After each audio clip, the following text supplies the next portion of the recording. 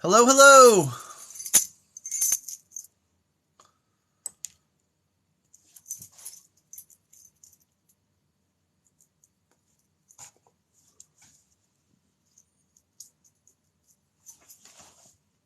Hello, hello. How's everybody? Welcome to podcast number 4. For those of you that were just watching, podcast number 3 or number 5. This is number 5 now. My pops will join us here. He'll get on.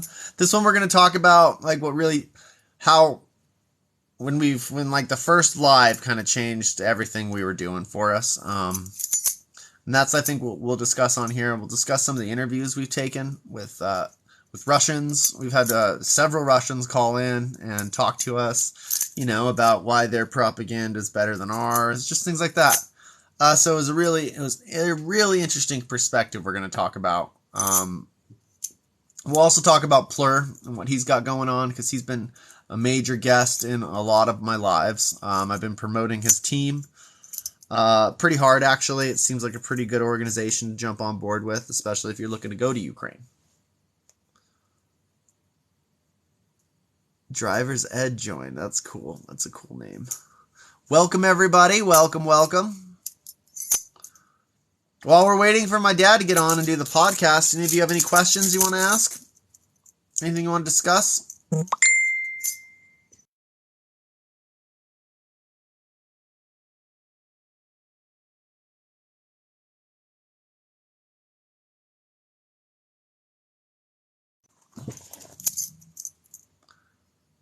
Yeah, give us more likes, everybody. We got to get them likes.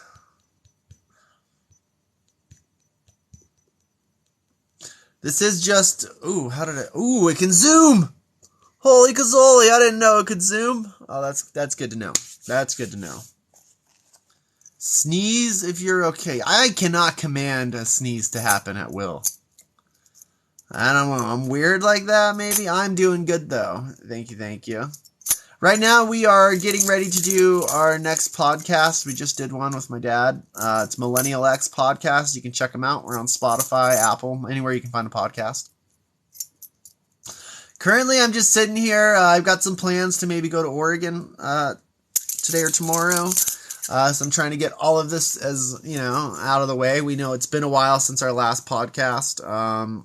We had COVID, so it was just kind of hard to really want to do anything, It wasn't too bad for me. I made it out way better than the other 2 members of my party.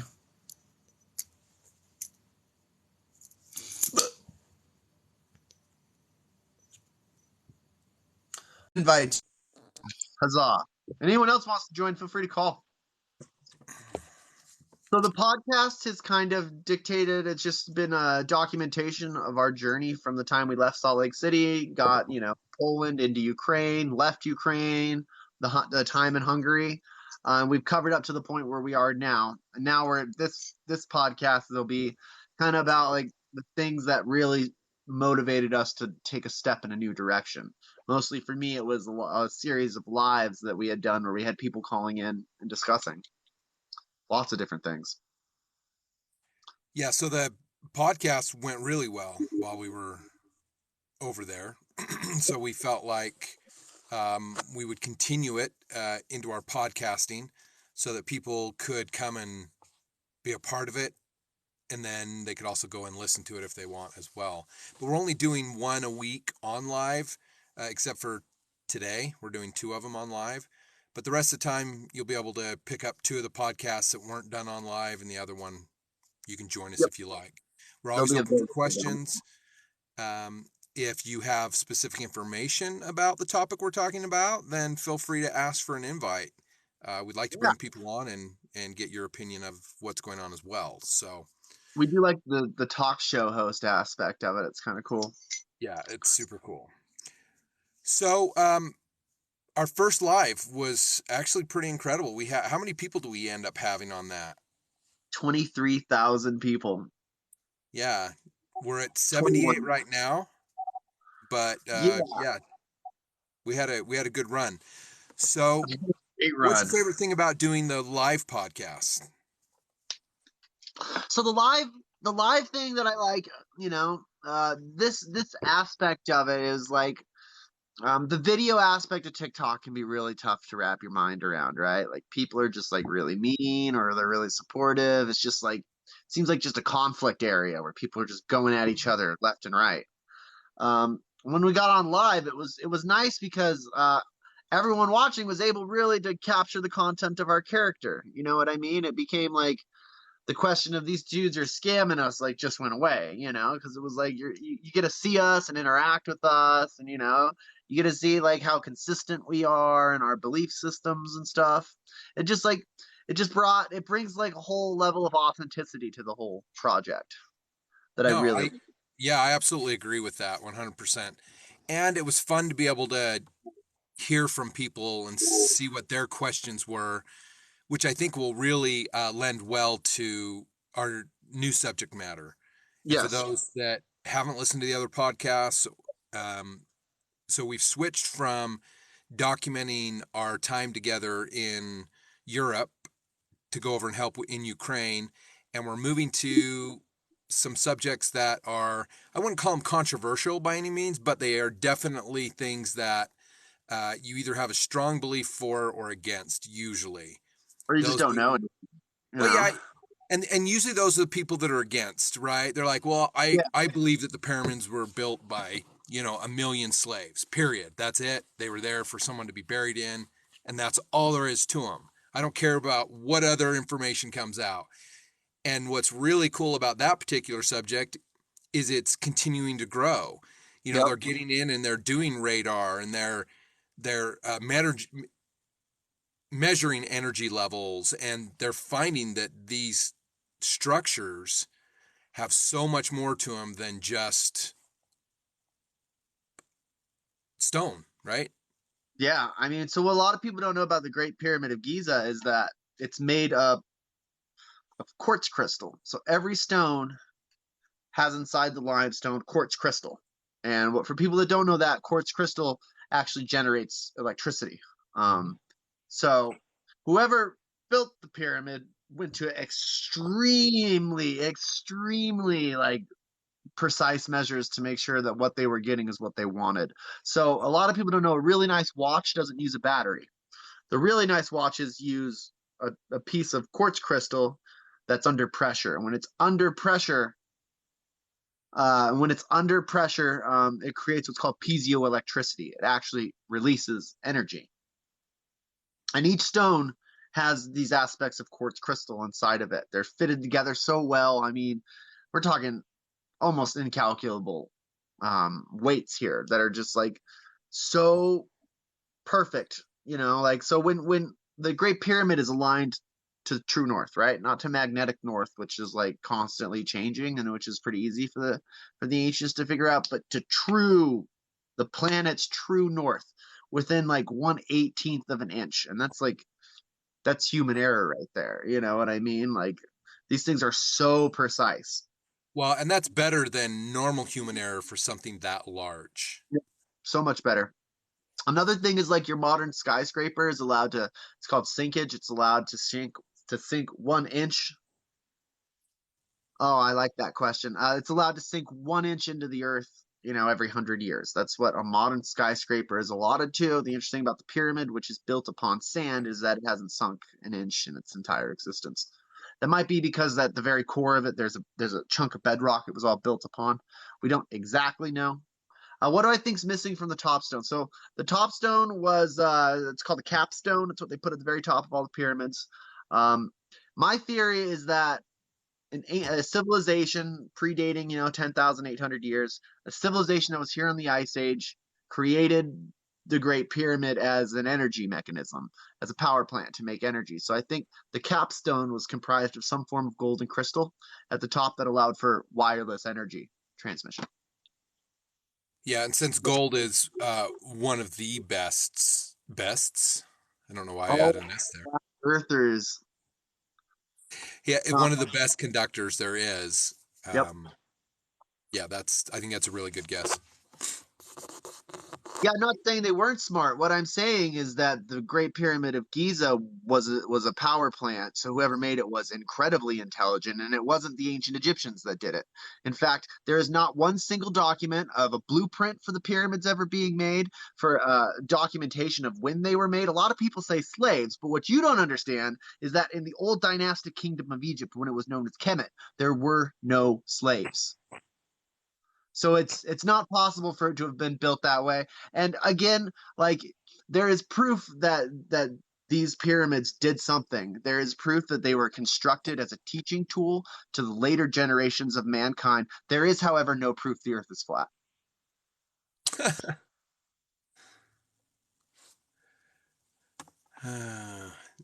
Yeah, I mean, again, I'd like to have an intelligent discussion on this. If you want to give me a call, we can totally talk about this. That's kind of the point of all this now.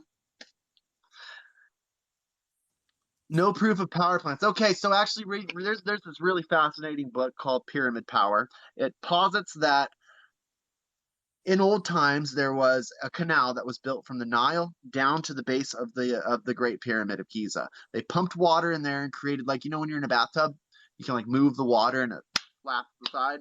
Essentially, they did this. At the very bottom of the Great Pyramid, there is a room with a giant crack down the middle of it. Nobody knows how this happened, but I postulate that it was from incredible amounts of water pressure that struck the top of it and caused the entire pyramid to vibrate. Again, we were just talking about the piezoelectricity aspect of quartz crystals.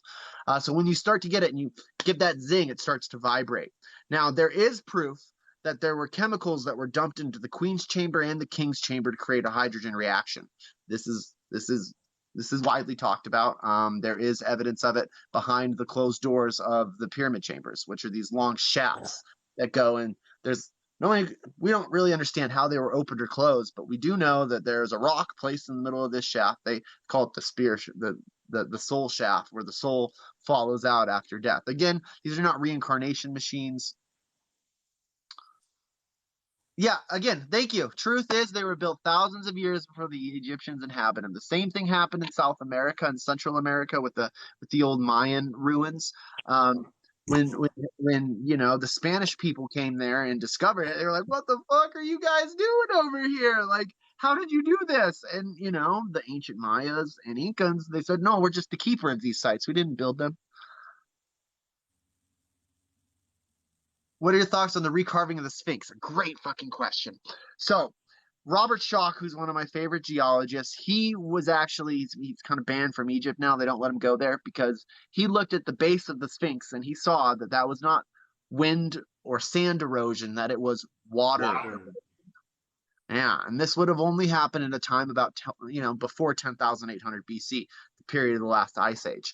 So I think that yes, the Sphinx was absolutely recarved into a Sphinx. I think it was at one point a lion, because it sits in the house of Leo, right? If we're going back in the dates that I'm talking about, then the astronomical calendar has shifted. So it was in the age of Leo when all of these were built, which again, Leo was giant, lion, right? And so the Egyptians, they built just like this. When I'm surprised that there's not another Sphinx buried somewhere on the complex.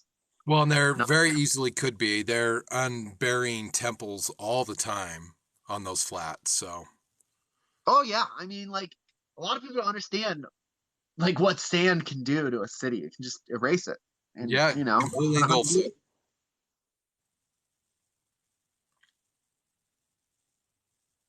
Yeah, there's also reasons people wear gold. People even consume gold for a reason. I so like the whole gold obsession thing, because again, until our civilization, gold was just pretty, right? It was shiny. It was super malleable. It wasn't good for making tools out of. It was only in modern day society that we discovered that it's like highly conductive.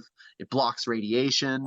But these are all things that were told to us by the ancient Sumerians as well. They have a creation tale that seems to indicate that there were a race of beings called the Anunnaki who lived in space. They took a trip through our solar system, destroying a bunch of it. Moving planets, changing the way a planet like revolves on itself. But they said that this race of ancient beings came to Earth and made humans for the sole purpose of mining gold, which is an interesting thing to think about because Um, if it was built into us at the genetic level to mine gold, that's what our whole purpose was. Then it makes start to wonder, like, is that the reason we covet gold so much as a society and always have? Yeah, because gold isn't really as precious as they make it out to be. It's like diamonds, right? Diamonds aren't precious at all. It's just they're controlling the Yep. dispersal of them. So if you make them uh, hard to get, then obviously the price of them is going to go up, and that's all that's happened. Gold is not that way. Obviously, there's a lot of gold in the world, but Gold it's doesn't used. come from the earth either. That's something interesting. What was that? Gold's not indigenous to the planet. It's not made here.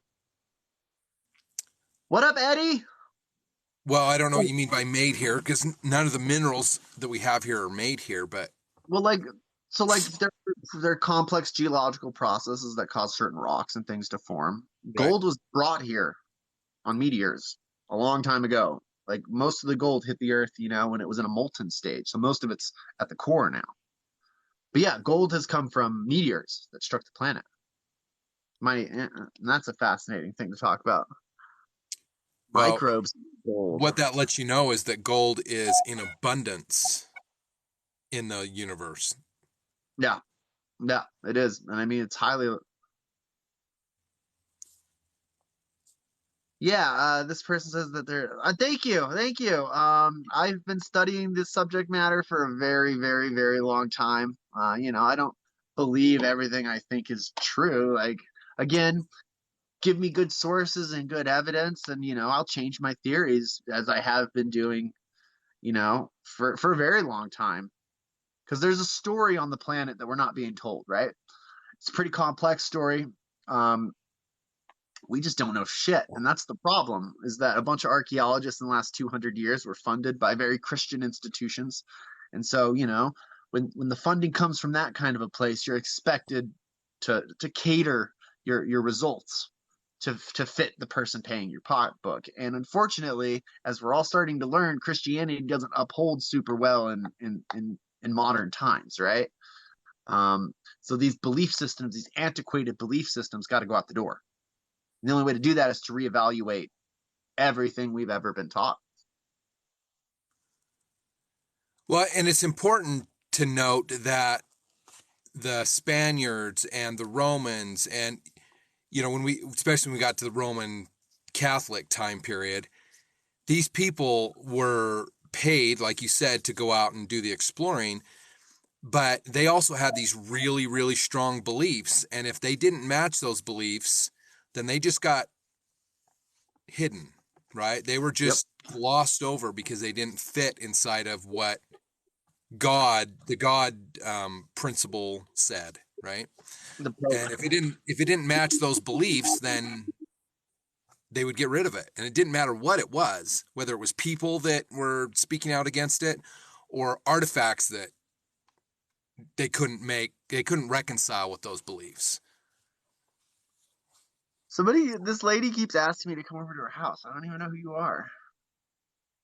Where's your house at? I mean, it's really difficult, It's a real tough question to answer. It's really tough. You know what? The Where are you at? technology we have today, this is an interesting argument here. The technology we have today, we didn't invent. No, we absolutely did not. This dates back to the Roswell incident, right? We get it. We recovered it down something. We were able to backwards engineer it and see massive jumps in technology. But an interesting fact is whoever built the ancient sites of the world, they had high technology, right?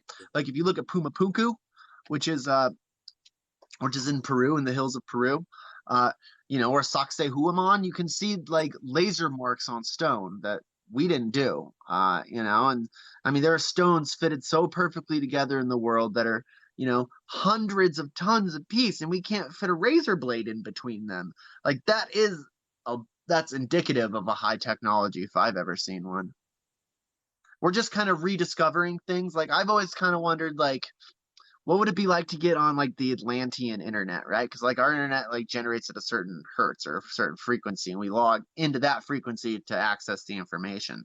So is it inconceivable to think that the ancients had to some kind of method like that as well? That's kind of what I want to know. Well, if you go Kind of back to shit. Tesla and you look at, what he was working on, it was very basic information. It wasn't, you say high technology, but for him it was easy to understand, right? Oh He yeah. had he had knowledge that allowed him to create death rays and, transfer energy long distance, and those are all things that we don't use now because there's been a cap put on it. Somebody Every says, "Yeah, you don't need to know." Yes, I do. well, and it's, you look at the patent office. It wasn't created. It wasn't created to allow people to have um, a patent that kept their items safe from being replicated, duplicated, whatever. It was to field all those inquiries and see what would benefit the government. I don't remember I think I can't remember. I'll have to look up, but there's a high percentage of patents that have been denied due to security, national security.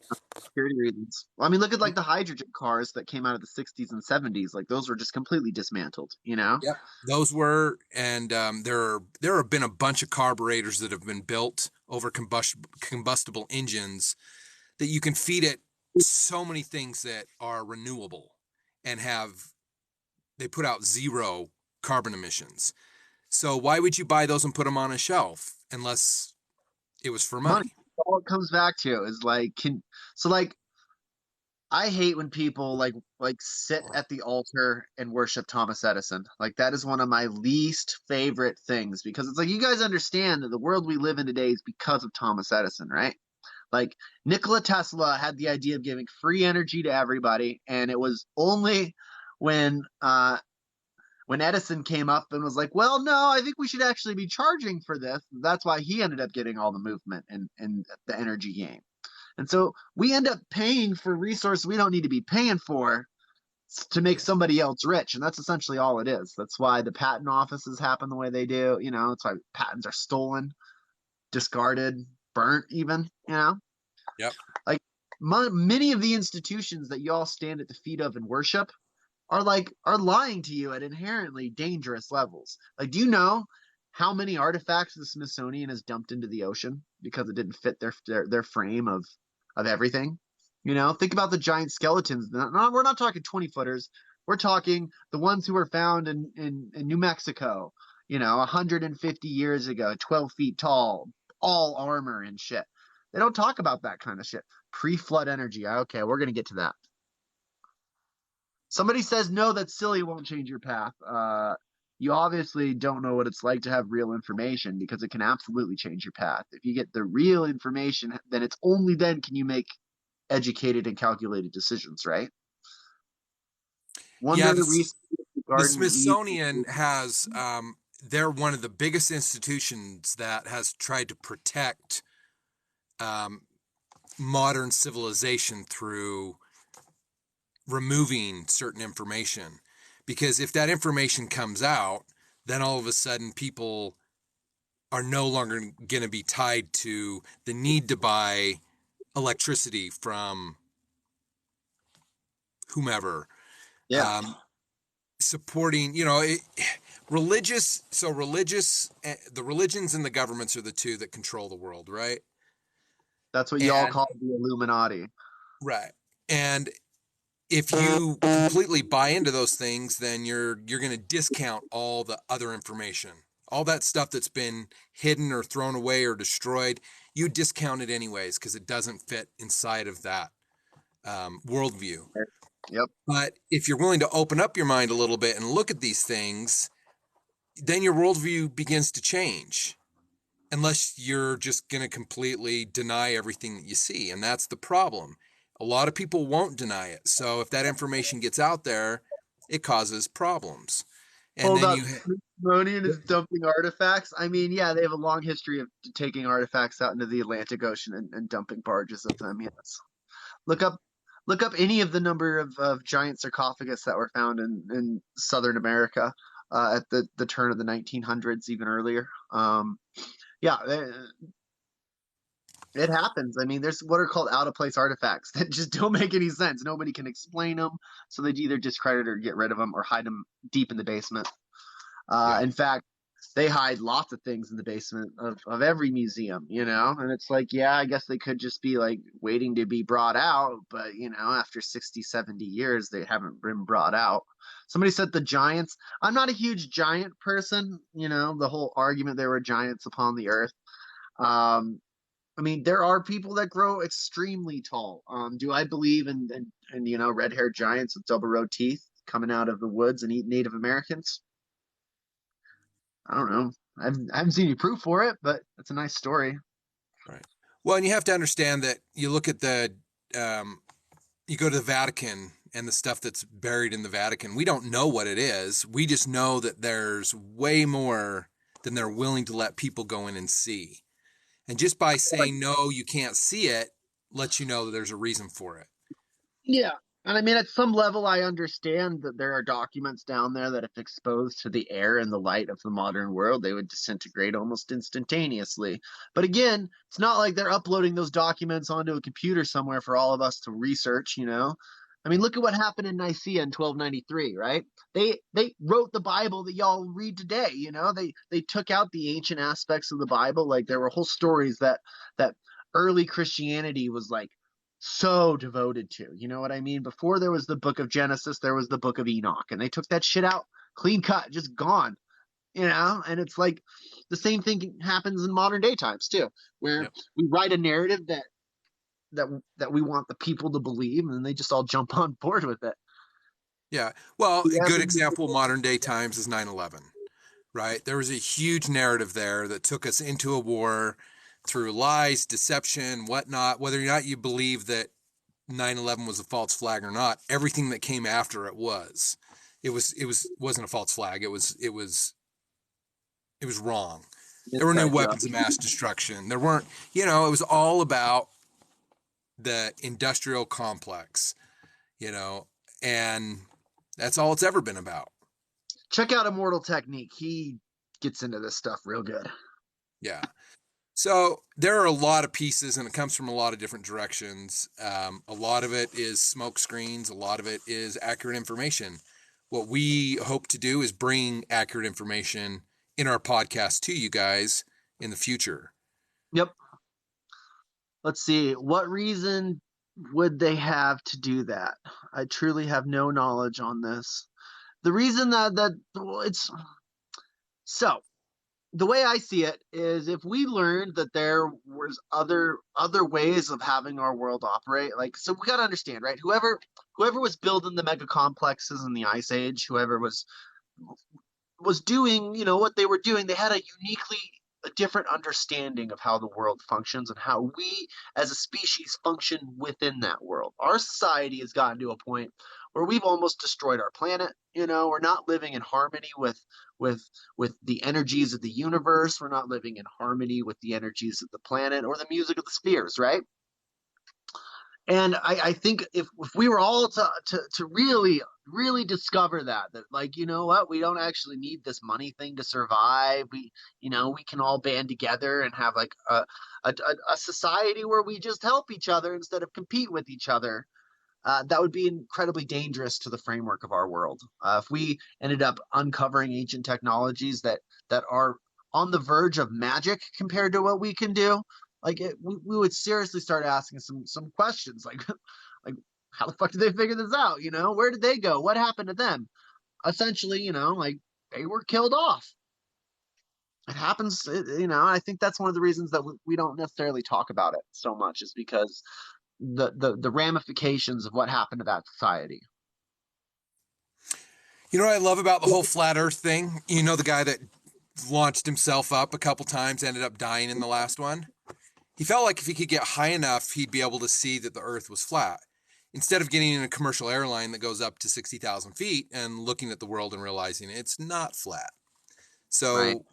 I love the whole flat earth thing because it causes so much controversy, and you get a really good idea how easy it is to take people and get them to believe something that is so ridiculous, but they'll still stand behind it. So, thoughts on modern day American Christianity? I mean, do you guys really want those thoughts? How about we save that for another podcast? Because I think that's probably a good series to do. Yeah, it's gonna really jump in. Giants were in a higher dimension, I think. So, yeah, anyone ever watch Vikings? Like there's a scene pretty early on when Lagatha is talking to the King of England and they're walking through the old Roman sites and she's like, I mean, who did this?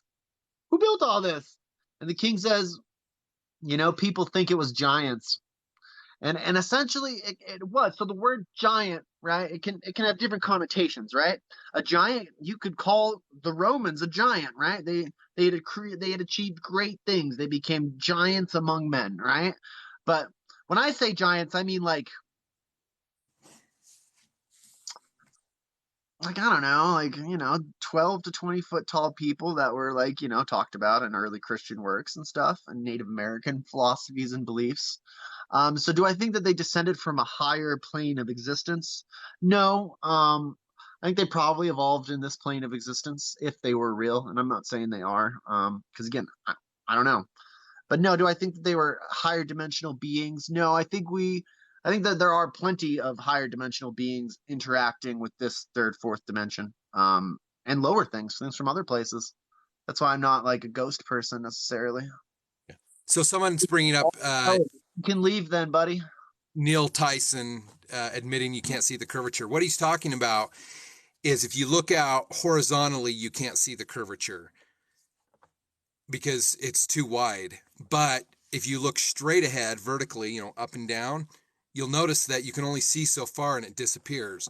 Kind of like if you're looking at an orange in front of you, you can see the top of it, but you can't see behind it because it drops off. If it was flat, indeed flat, you'd be able to see it continue out into the horizon and disappear. It doesn't. It drops off the back. That's that's what he's talking about. And you're right. You can't see it that way, but you can see it the other direction. I have a question for flat earthers. This Sure. was blue. If we can look into the skies and see planets like bodies in space like the moon and Saturn and Venus and all of the planets in our solar system, why are they all round? Why are they all balls in space? And why are we flat? Well, sorry, you can't fix stupid. So I'm I just know saying. it's just a question that I've always had because somebody's like, wait till you figure out the flat. I figured out the flat Earth. It was a fucking money grab. That's all it was. It was absolutely. It got a lot of people attention. Like it took you away from the real issues. Like you have people saying we can't get to space, then of course it becomes like a question of, well, if we can't even get to space, how do we have our own spacecrafts? Like it's just a level of distraction that so many people bought into. Or if you did the real research, you'd find out like not only have we gone to space, but we have our own presence in space. There was a guy in the early 2000s who's still in prison today because he hacked NASA, and he found a sheet of what they called non-terrestrial officers with like their names and their designations and the ships that they were in space. This guy is still in prison, people. He's got it broken to NASA, right? Yep. He's got it in NASA. I thought it was flat once, but I was 3 years old. Neither does being able to see Chicago from Lake Michigan. Like, turn your brain on just a little bit and we start processing information before we speak it. We can have a much better discussion. But yeah, I live in Salt Lake. I have been to the Salt Flats many times. They in no fucking way prove the Earth is flat. So what they do is they take lasers and laser experiments, they're so funny. Right, because the laser goes straight, right? It doesn't curve. So as long as you go a certain distance apart, it shouldn't move, right? And that's what they use. And they're not using equipment that can measure that small is the problem. So it's funny. Yeah, I mean, I'm sorry guys, like you can if any of you so choose, you can go climb to the top of Mount Everest and see the curve for yourself. It is visible from that height. Well, he's saying that Neil deGrasse is saying, he said Tyson, but is saying that at 150,000 feet, you can't see the curvature. But he's talking about something completely different. Yeah. I mean, if you shrink down to a small enough scale on a tennis ball, it'll look flat too. Yeah. Alrighty, so moving past flat Earth, they can keep going. Yeah. So the Bible changing. So it's not that the Bible has changed since it was created, which it has, because there are a lot of different versions that come out.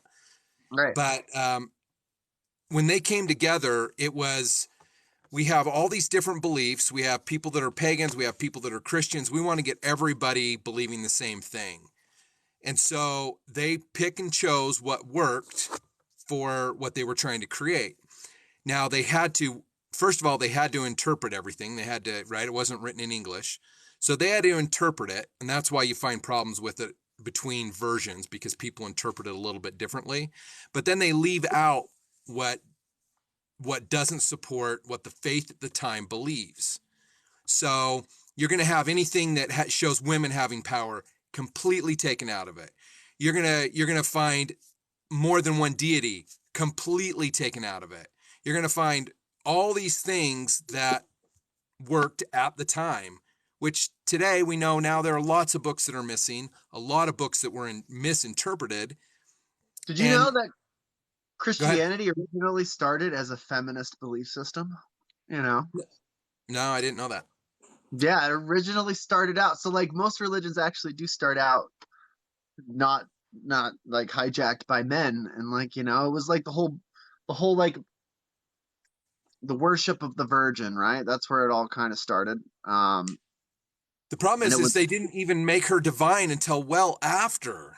You know, it wasn't a divine thing. Christ wasn't immortal. He wasn't yeah, but born from a it virgin. worshipped a different goddess. So if you've ever looked up Gnostic Christianity, right? It was a form of Christianity that was rooted out and hunted down. They basically said that God was the bad guy. He hijacked the story and told it for himself. But what science is a religion as well. Prove gravity. Go jump off the building, bro. Like, I think it'll prove it to yourself. Yeah, I love when people say prove gravity. You know, like granted, we may not have the best understanding of where it comes from, but you know, if you study science, you got a pretty good idea, you know, that when a very large object, such as a planet or a sun, interacts with space time, create the bend in space time, creating gravity. Everything falls in to the gravity well. But again, yeah, don't gravity. Anyway, yeah. So back there was a time when they had, you know, there was two archons basically. You had God and one that they call Sophia, right? I think that's just the modern term that they use for her. But it was almost like two warring computer programs in early Christianity. So real question is, would be disprove gravity? I thought so. Yeah, and so it started out actually as religion in a female deity, and then it was hijacked and corrupted and changed over, you know, over the course of a couple hundred years. But many religions actually started out that way. It was, you know, back in the old, because like the way I've always understood it, right, is like women give birth, right? They create life within them, so they were worshipped for that. And then men were like, well, I'm the one who puts the life there. And it became this epic battle. And then that's how we get modern religion. That's density. Unless you've like, man, this person just, butterflies just chilling. What? Now you're just speaking flat earth nonsense. I don't know. I don't know how to help you. There are plenty of books that'll teach you about what gravity is. Um, I don't necessarily hold to a Newtonian view of the universe, as in like gravity's this all ruling construct. I actually hold to an electric model universe, which is a little bit different than most of you have ever heard, but it posits that all stars, planets, beings in the universe are linked with like filaments of monoelectricity. That's what binds everything together is electricity. Um, and so, yeah, again, I think maybe you just need to do some research into other areas that are a little less nonsensical. You know what I mean? Just because you have issues with gravity, and there are some underlying issues with gravity, doesn't mean you immediately jump to the Earth is flat and it's all fake. No, there are other systems that make the universe work. You know, it's in a complex, enclosed being, right? And it's like a giant brain almost, and that's kind of how I see these, you know, filaments of electricity as every planet And and star out there, as I will say, are connected. So are the neurons and electrons inside of your brain. I am in a basement right now, and that plastic behind me is what they put insulation in. It's called a water barrier. I don't feel plastic. Let's say So the difference between science and religion, and I realize that a lot of people are going to argue that a lot of what we believe in science is based on faith, but those are called theories. So religion is completely based on faith. There is no evidence of it. You can't show me anything that proves that God exists, other than the world around us. You can't use the Bible to prove it, which is what most people try and do, because it says it in the Bible. Well, the Bible was written by men, but science, there are a lot of people in science that believe things on faith too, but where we come from is looking at data. When you have data, there's no data in religion, and that's the difference. Except for how good it is to control people. Right.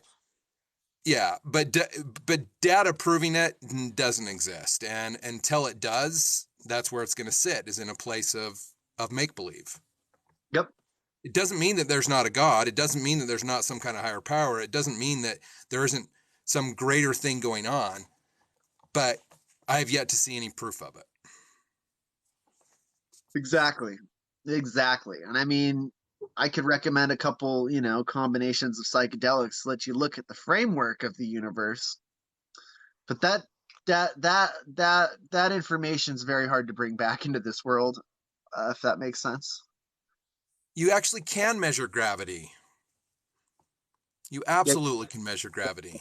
You can definitely it's called gravitational pull. They're able to. That's how they're able to get rockets up in space and circling the Earth in orbit. It's called being able to measure gravity. So yeah, people don't quite understand how actually difficult. I think these flat earthers think that the level of difficulty it takes to actually get into space is unachievable. And while it may be for their small minds, like the power of math and science has come a long way. You know what I mean? Like, yeah, I get just the whole argument like, oh, we've never even been to space. We can't break the ionosphere. It's impossible. It's just like, no, it's fucking not. Like, you guys can watch like Tesla launch new rockets into space weekly. Yeah. Well, you can see them from ground. You can watch satellites go around the Earth over and over and over. There's lots of them up there. Yeah, I mean, the whole argument of the dome, the firmament, you know what I mean? It's just like, oh, it just blows my mind that that's an argument people make. You know what I mean? Like, there's this glass dome that's impenetrable above us. Yeah. There's a really great documentary out on it. I've seen some amazing graphics and stuff, but it's all garbage. It's just fun to watch. It's entertainment. I mean, for those of you that don't know, yes, the moon landing that happened during the Cold War, a lot of it was fake, and it wasn't fake because we couldn't do it. It was fake because we were in a technological race with the Russians. We weren't gonna put cameras inside of our most high-tech equipment and be like, "Look what we got." No, it doesn't work that way. Like, yeah, parts of it were filmed on a Hollywood stage, but you know what? For the most part, we went to the fucking moon. We've got plenty of data to incorporate that. Like, how do we get the satellites into space? How does your phone work if we can't get a satellite into space? How does GPS work? Right? Yeah. Yeah, how does all of that work if we can't go to space? Well, and this guy said thanks for the insults. I'm not sure that I insulted him other than calling him an idiot, but that's not an insult when it's true, right? Right? No, not at all. Okay, that's just a fact. If you say stupid things to me, I'm going to call you on it, man. Right. Stupid is as stupid does, as Forrest Gump says. Yeah, we've got telescopes out in space. We've got video of stuff crashing into the moon. We've got video of stuff crashing into Saturn, and I mean, there's enough evidence to show that we've been in space for a long, long time. Whether or not the moon landing was faked or not, I don't have an opinion on that, and I don't really care. Yeah, I don't think it was fake.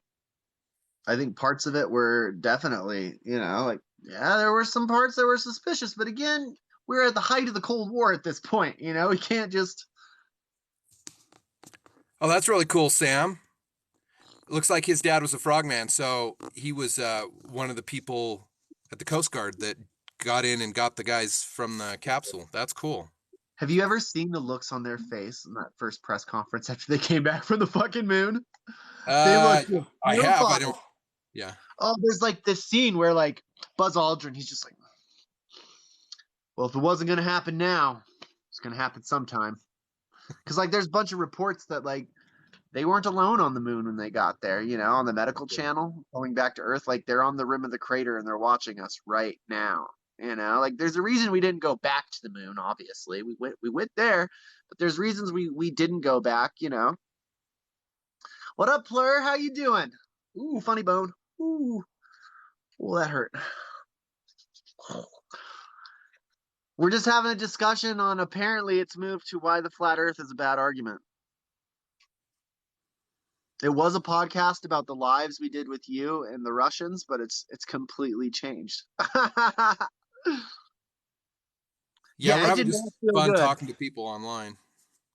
Yeah, so Plur, he just joined on here. He was the first person that we ever went and did a live with. It was mostly to support his group who's trying to get over to Ukraine right now. It's great people. That's what Artemis is. I'm familiar with the Greek deity Artemis. I'm unsure what you mean, new somebody. If you could explain, what is Artemis?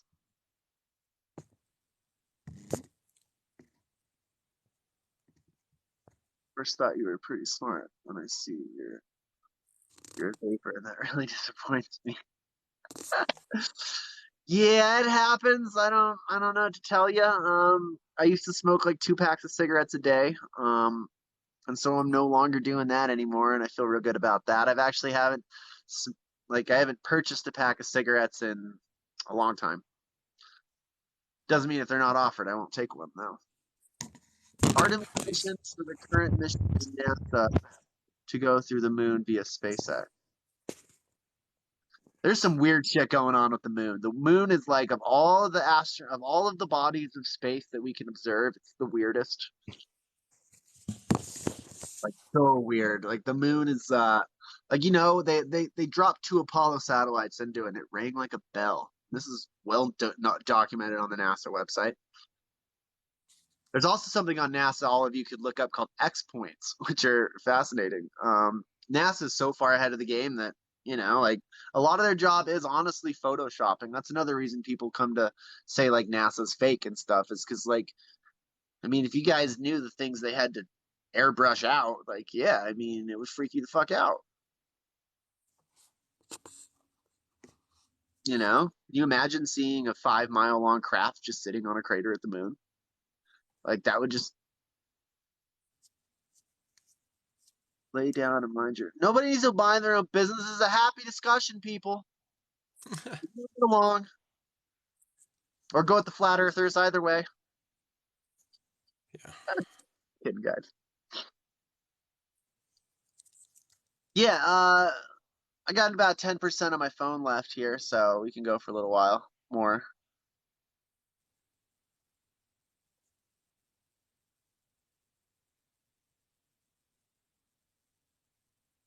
I'm worried about you. That's so sweet.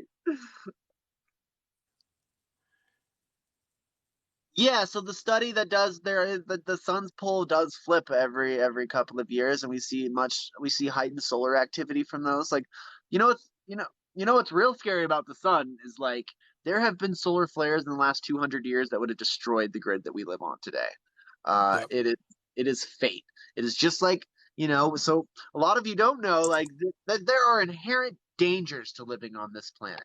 10,800 years ago, there was a meteor that entered the upper atmosphere, striking the ice shelf, creating what you call the flood, and it wiped out a very advanced civilization living on this planet. And we crossed what's called the Turin meteor stream twice a year, every single year, and it's like running across the freeway blind. Like most of the time you're going to be fine, but every now and then you're going to get punched. The same thing happens with the sun's heightened solar activity every 11 years, and that is documented. We do know that every 7 to 11 years that there are massive EMPs and coronal mass ejections that come from the sun that could completely devastate our way of life. Yep, and it's just pure faith that we rely on it not hitting us. Yep, luck and faith. But we are now like the only society that I think has been on the planet of humans that are capable of interacting with the space around us. So yeah, now we are at a point where if a don't look up came to happen, like it wouldn't happen on the planet. Like we have the technologies that are. I'm scrolling forever and finally found something worth it. Thank guys. I've been scrolling through TikTok Live trying to get a feel for what everybody's talking about, and it's just some super vacuous shit. I mean, I apologize, I'm not some hot chick showing you my boobs, but I hope this can make up for that. I hear there's a filter coming out that'll do that for you, so you'll be good. I already get enough questions about being trans, I guess. I don't know. That's what the whole. I don't think that'll help. That won't help my cause. So somebody asked here, bro, 5 mile long vehicles. Yes, there's really cool videos that you can watch of craft larger than the Earth exiting from the sun, and taking filaments of mono electricity from the sun and charging. You know what I mean?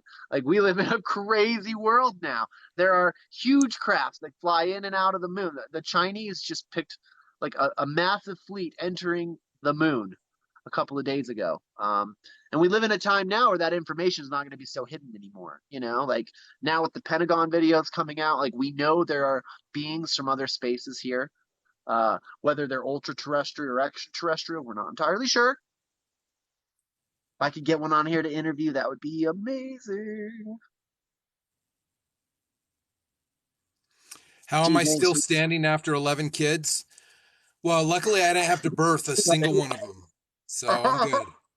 I'm good. That's so funny.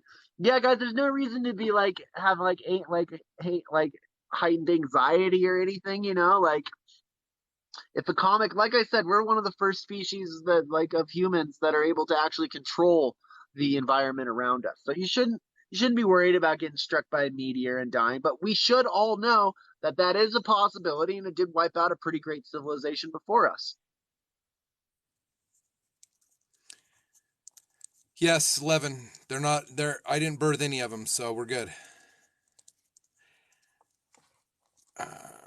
Okay, so y'all should watch a documentary called Unacknowledged. It's fascinating. Like the question of this of like, is there any evidence on the alien question is overwhelming. Like, yeah, it absolutely is. This is not even our planet. You know what I mean? Like, we just live here. Flat Earth is dumb. Thank you. Flat Earth is dumb. See, I'm not gonna lie to you guys here. Everything that I'm saying is things that I've researched and I've drawn, my own conclusions about here, and I'm just trying to spread the word a little bit.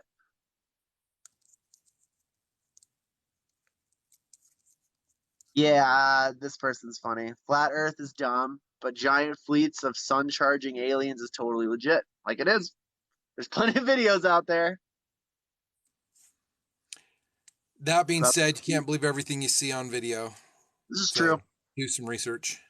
This is true. Yeah, so there's there's a pretty big theory that the moon is hollow on the inside. What a lot of people don't know about the moon, some interesting things, is that it's comprised of majority helium-7 or helium-9, I forget which one. But either way, it's like one of the most pure rocket fuels that you can make. So the moon is essentially made out of like rocket fuel. There's old Zulu and Maori stories that talk about the time before the moon was here. And those are fascinating. There's a guy named Cradle Madawa. He's the last storyteller of the Zulu Nation. I highly recommend all of you check him out and like listen to the stories that his people have had for 100,000 years. And there are stories of a time before the moon. If you also look at the electric universe model, there are times when the sun was a different color. Yeah, it's. I mean, we don't know what happened on this planet 100,000 years ago, but we do know humans with our brains have been here for about 300,000 years.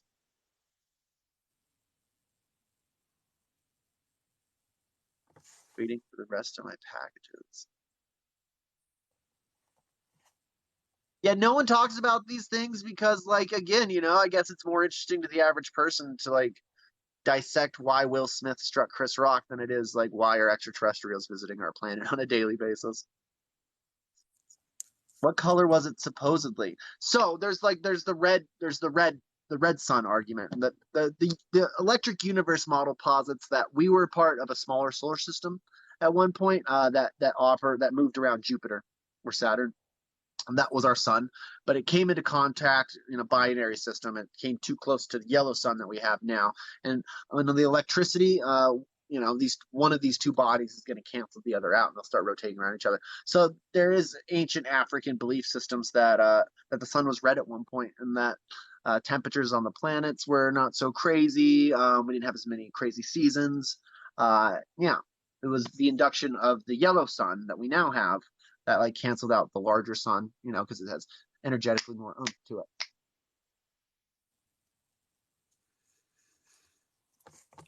I'm not saying much considering we've had thousands. Again, I think honestly, there were civilizations that have been on this planet much that were here a long time ago and wiped out through time. We're a species with amnesia, right? That's Graham Hancock's greatest lesson, is that while we as a species continue to move forward, we consistently forget where we came from and what was before us, right? We try and fit the world to our view of how we think it goes. I got hiccups because paper beats rock.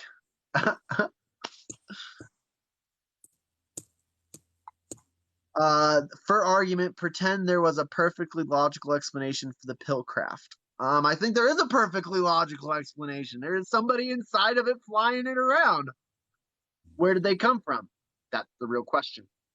I mean, so from what I've been able to understand, 70 to 80% of the craft you're seeing in the sky are ours, that are human technology, backwards engineered, and only a smaller amount of them are actually extraterrestrial at this point. What about the religious theory that the planet has been here so much longer than 3,000 years, guys? That's Christian dogma. We need to do our best to move away from these old belief systems because, I mean, do you know how long it takes for like the process of coalification to happen? It's a lot longer than 3,000 years. We're talking in the millions of years here. It's pretty easy. Like, yeah, no, I really just don't believe the Earth is 3,000 years old. That doesn't make any sense. Unless we're talking about like the simulation that like we're living in a computer simulation, in which case then you could maybe argue 3,000 years. In which case then you could maybe argue 3,000 years from an outside observing perspective, right? The creator of the program, maybe for them it's been 3,000 years, but for us it's been billions and billions of years.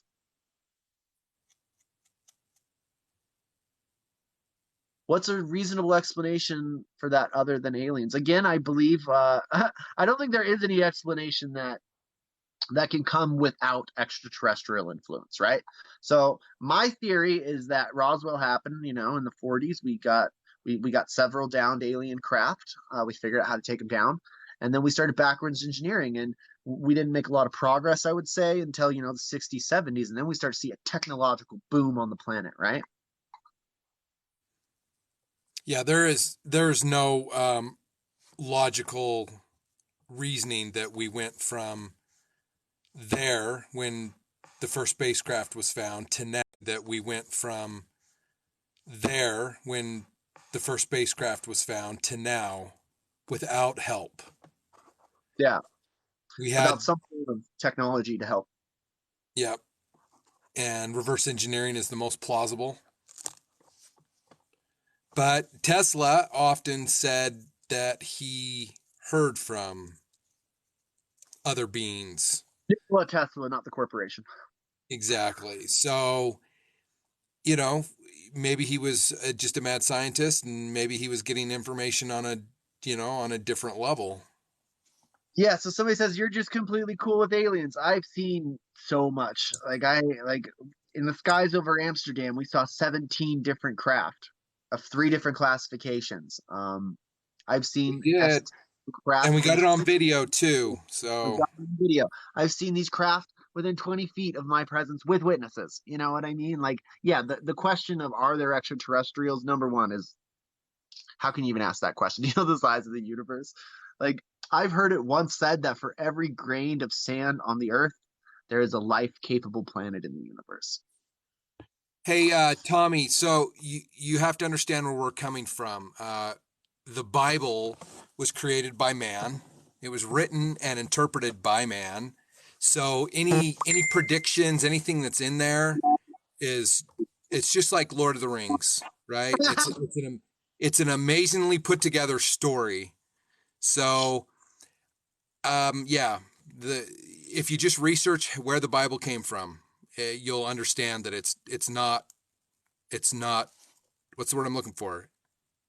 It's not angelic. It's not from Yeah, God. it's not it's not omnipotent. There you Um, go.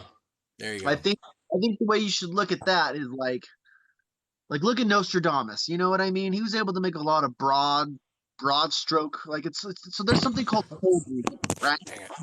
And then, like, so I've studied like hypnosis and all the fun stuff. But there's an idea called cold reading that you can make generalizations that'll work for just about anyone and make them think that it was meant for them. Right? Yep. I think that's essentially what we see happening in predictions from 2,000 years ago. What is more interesting, however, is in Göbekli Tepe on Pillar 43. Why is there a picture of the star constellations in the skies today, and why was it put there 12,000 years ago? Now that seems like a little more reliable picture. Carved into stone is the exact star constellations in the sky today by peoples who were here during the last ice age. Now that is something that's substantially more interesting for predictions than I think like text sources that are heavily edited over hundreds of years. Does that make Yeah. sense? Yeah, guys, I'm only trying to tell the truth here, as at least as I see it. I've done like copious amounts of research on this, and it's nice to have a medium for people to like talk to it about. Because my repository of data has grown so large now, it's going to take a long time for me to even like remember the things I've forgotten. You know what I mean? Juba has been out drinking with Jesus and leaving Pedro with So power to hit homers and bats. Is this like an ascension thing? Like if by the time you notice that your meal has been cooked, the fire is already out. Is that like what we're talking about here? Or are we just speaking nonsense? sounds like nonsense to me. You guys ever watch So Stargate? Anybody here watch Stargate? No? just the movie. Movie was good. They'll never make another Stargate TV show because at the end of Stargate SG-1, essentially, we were like the powerhouse of the galaxy. You know what I mean? We had our own ships, we had our own like military, like space navy. They'll never like make that again because it's so close to what the world actually is. But there's the whole concept of ascension in Stargate that's really interesting. Does it make more sense that ancient sites have been misdated? They've all been misdated. That's the problem, is they've been misdated. Yeah, I mean, most of these sites, I argue, date back into well beyond the last ice age. I mean, there are places okay, so like most temples of the moon and the sun are aligned north to south. But there are several all over the world that are in no way aligned to north and south. But if we start like going back really, really far, 140,000 years, 200, 300,000 years to some of these like megalithic sites, then we can see that the poles were different at that point and that they did align to true north and true south 140,000 years ago. So yeah, I think absolutely sites are misdated. Yeah, because modern day archaeology, they have a framework already built of how everything should look. So everything has to fit in there, and so they're going off that framework and saying, okay, well, where would this fit in? How can we make it fit? There's no proof of it fitting there, but that's the best case scenario, and that's what's happened over 2 centuries of archaeology. So, by the way, that whole Jabu comment from Victoria, I have seen that. I just had no idea that's what it was from. Pretty funny, actually. We do have one Stargate watcher in here. SG-1 and Atlantis. Yep. I really liked Universe. That was a dark show. All right. So we have a question again about the Bible.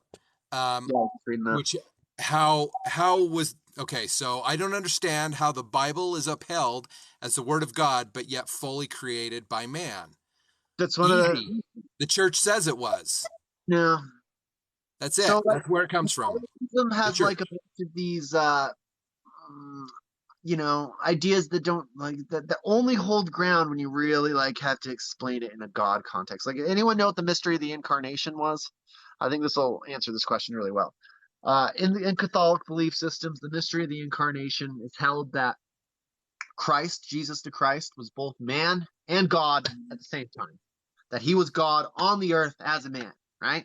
And it's like, that argument goes to uphold the Bible in a lot of ways, because it's like, oh, well, yeah, it was written by man from God. I think that's an argument that they make a lot of in Christianity. But again, this is a being that we have zero proof of, right? I mean, other than like, I mean, I've had some experiences, but they're not proof. Do you know what I mean?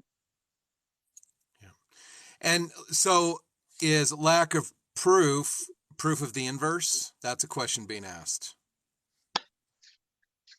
I mean, that's like a basic question of ontology, right? Like, we've been asking this question for the beginning of our civilization, right? Like, the question of who we are must always come before we're to go.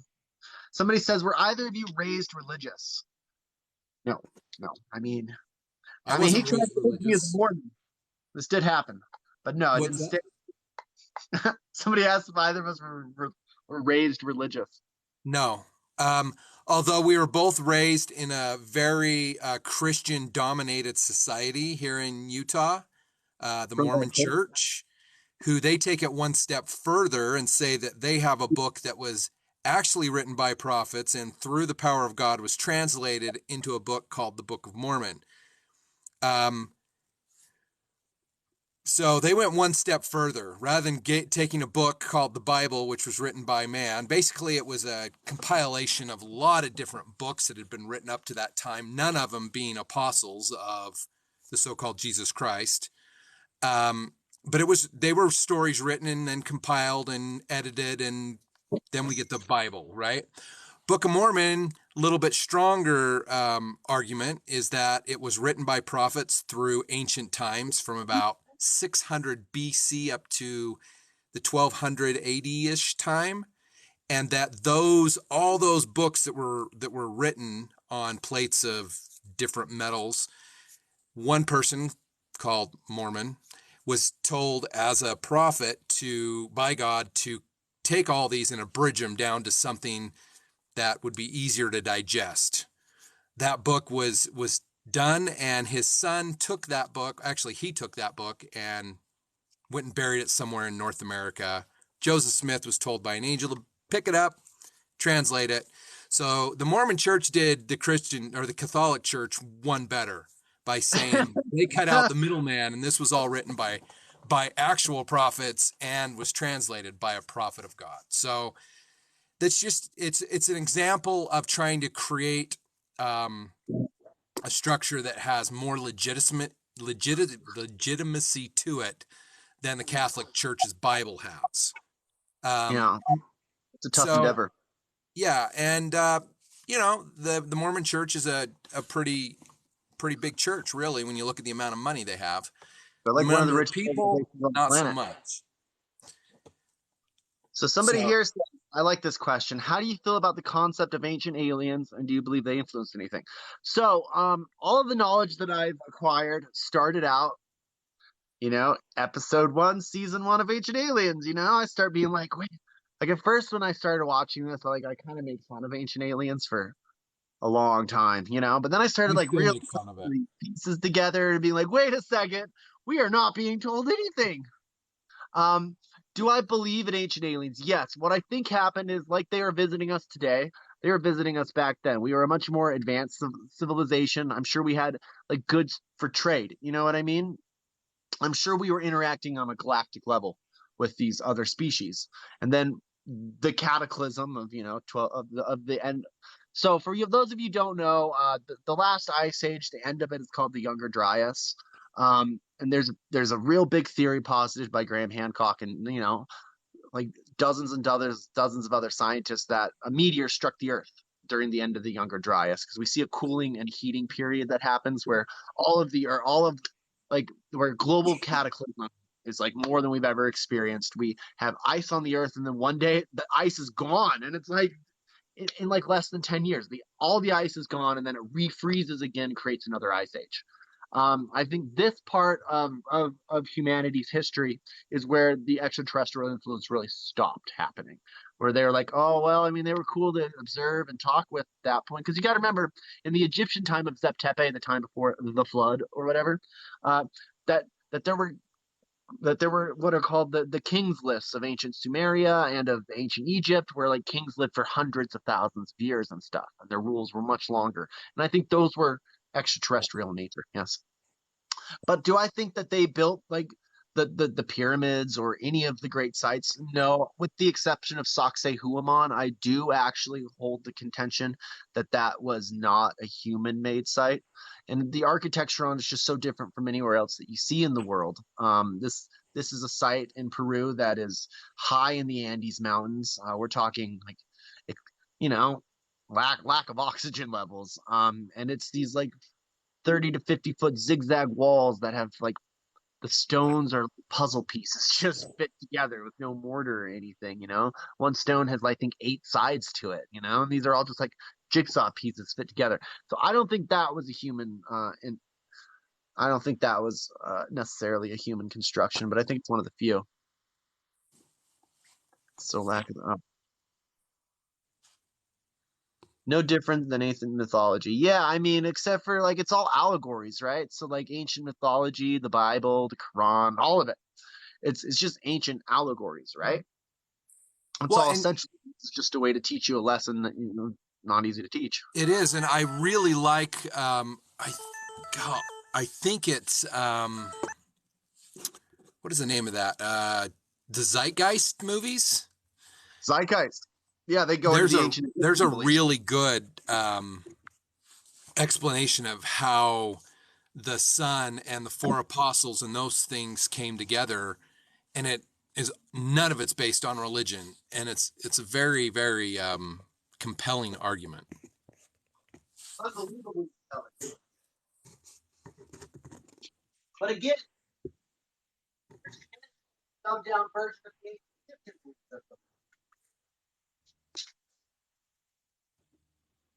Sorry, guys. Gotta plug in. Hoping I got some power over here. Here's the thing: is a lot of these people are ostracized for their beliefs. They do have not all of them, obviously, but many of them do have degrees. You know, PhDs, lots of education. They come from backgrounds that lead them to look at these sites and these things differently, which is what mainstream science won't do. So that's why you end up with people like Graham Hancock, because these are people that are willing to do some of that research. But you also have to take these things with a grain of salt. I highly recommend every single one of you read this book. Magicians of the Gods by, can't read it. Oh, that's a Graham Hancock one. Okay. Yeah. It's like one of the best books ever written, especially if you're into, learning about the cataclysm that happened at the end of the Younger Dryas. He goes really into depth with that with a guy named Randall Carlson. They go to this place called the Scablands. Oh, my guy just died. Yeah, I'm gonna have to jump off here. Everything's dying on me. Yep, we're gonna conclude this this podcast. Yep, we're gonna conclude this this podcast. Check out Millennial X. These last two podcasts we've done will be up probably tomorrow. And please let us know what you guys would like to hear about. This was kind of a mishmash of whatever you guys were asking about. Our future episodes will be contained in a subject matter that's a little more easy to talk about and digest and answer questions about. So appreciate everybody dropping by. This is Dano with Derek, and we're Millennial X. Yeah, pleasure. If any of you want to discuss topics, please feed. And yeah, I'll give you all the resources you could ever want. Thanks, everybody. Have a great day.